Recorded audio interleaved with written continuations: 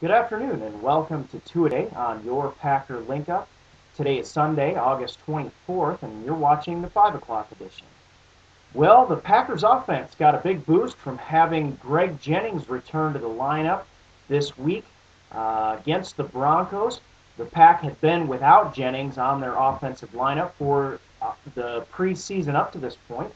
So Aaron Rodgers got the benefit of going out on the field, looking around and seeing his receiver core in its full complement this time around for the first time in the preseason.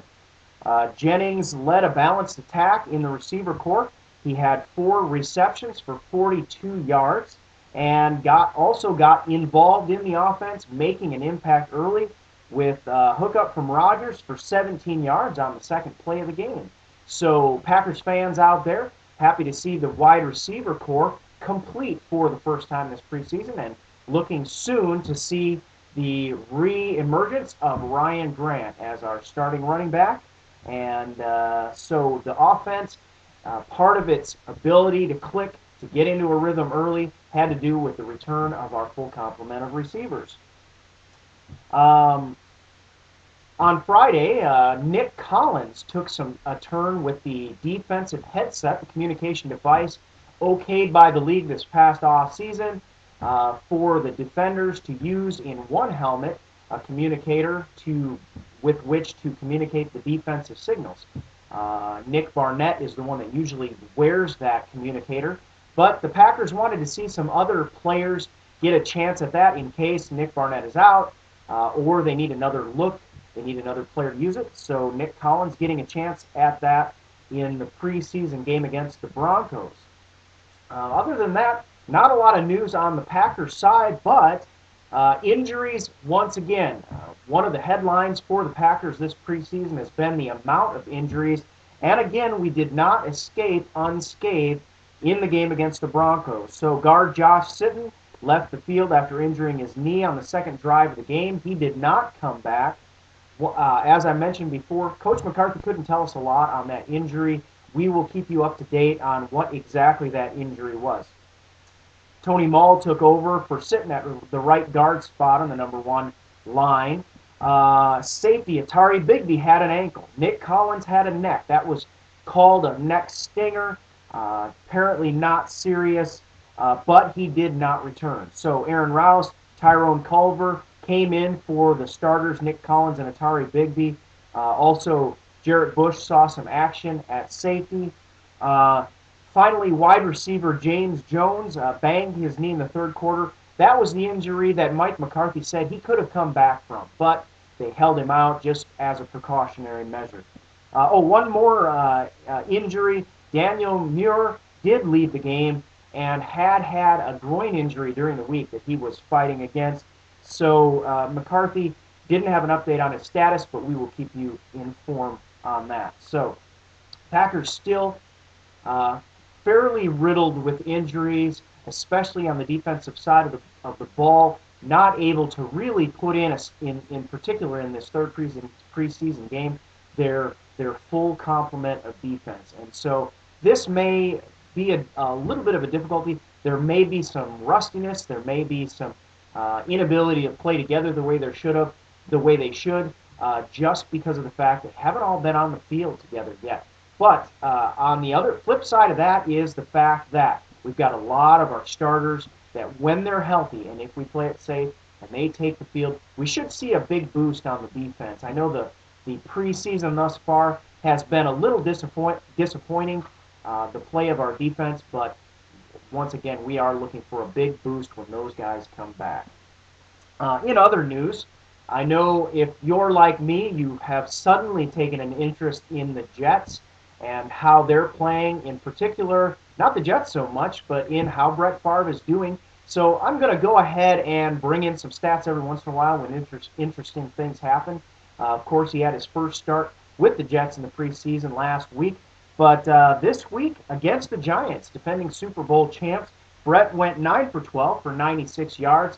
Had a good game, had one 8-yard scramble, and did have a TD pass that was called back. Now, this was an interesting pass to Jericho Cotchery, but I've got to tell you, that pass with his new beginning with the Jets, looked exactly like his beginning with the Packers in the Cincinnati game in '92 when he threw that touchdown pass to Kitrick Taylor. Of course, this wasn't played with 14 seconds left in the game or whatever, but very similar. Just a beautiful pass right through the defender, down the sideline. Of course, it would have been a touchdown, but it was called back due to an illegal motion penalty on Bubba Franks, who we all know and love. So, Bubba, get your act together.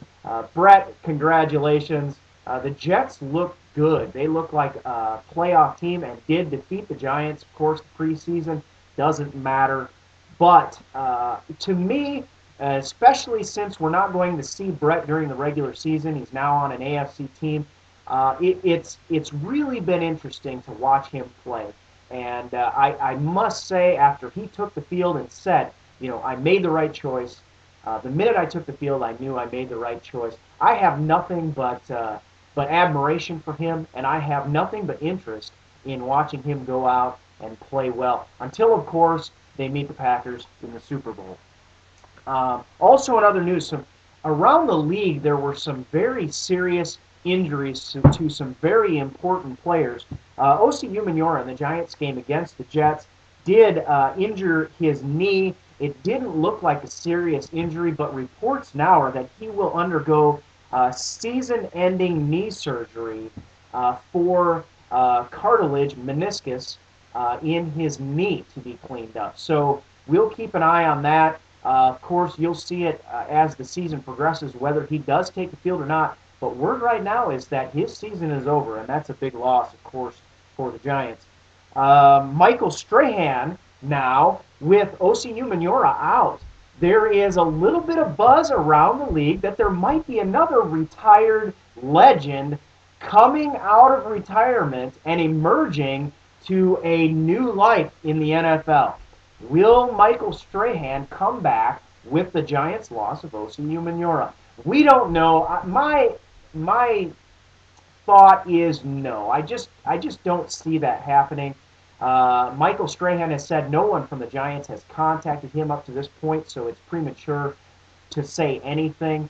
But it will be interesting to see if these two guys, Brett Favre and Michael Strahan, one who was one play away from a Super Bowl title, and the other who did win a Super Bowl title in their last season in the league, both retiring, Brett coming back, and possibly Michael Strahan returning to the NFL. So we'll keep an eye on that for you, and interesting storyline. Also, two other major players, Jason Taylor, out 10 to 14 days with a sprained knee against playing for the Redskins, sprained his knee and is out for 10 to 14 days. And Sean Merriman, you may have heard, is deciding what to do with his knee. He has a torn lateral collateral ligament and posterior cruciate, and is kind of weighing his options. What will he do with the rest of the season?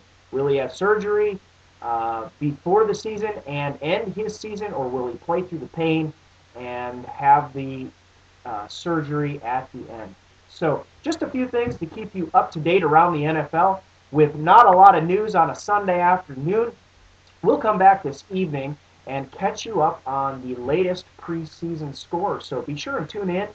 And until that time, the 10 o'clock edition, we look forward to seeing you then. And as always, go Pack.